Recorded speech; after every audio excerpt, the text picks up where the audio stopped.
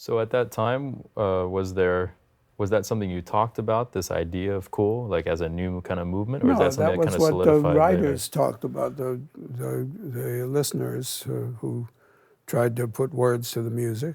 Yeah. And we were actually, what they meant by cool was cold, referring to us. I have one album that was made called Very Cool, and they painted icicles on the cover. What could be a bigger insult than that? Well, who's they? You mean the record label? Yeah, whoever made the cover. And it was approved by the record label, Verve, or Atlantic, Verve, I think it was. How'd that record sell? Well, I mean, I can't, they never tell me how it sells. But every once in a while, someone comes up to me after a concert and presents me with that record to sign. Yeah, it's interesting.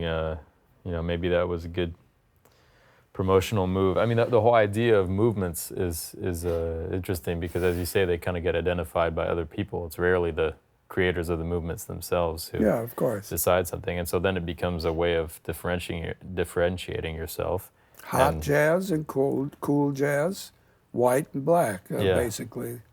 And then you put icicles on a LP cover and it sells because people are like, look at this is a new thing. It's but of course it never looks that way from the inside when you're actually making the music. Well, right. But because of my connection with Tristano, having the advantage of studying and playing in his group, this is an ideal situation.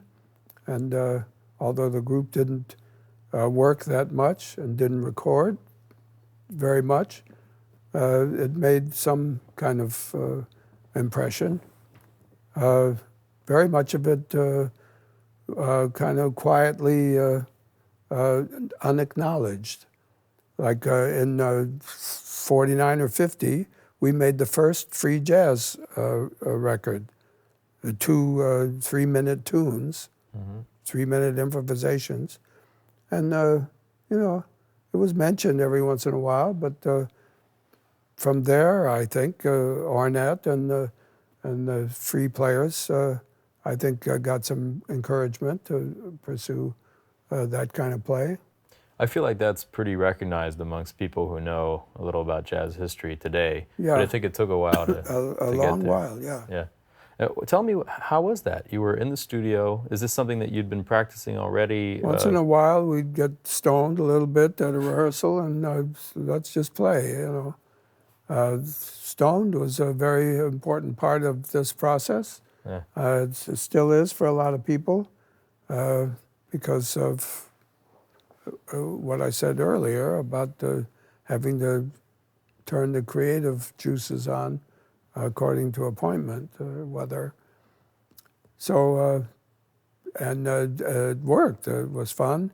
And so we played the tunes that we had rehearsed for Capitol Record recording.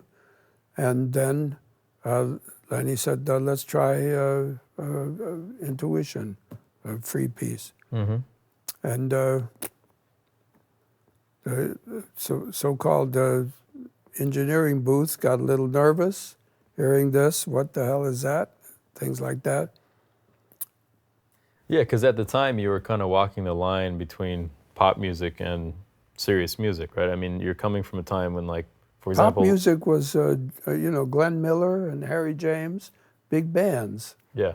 It wasn't little jive rock bands.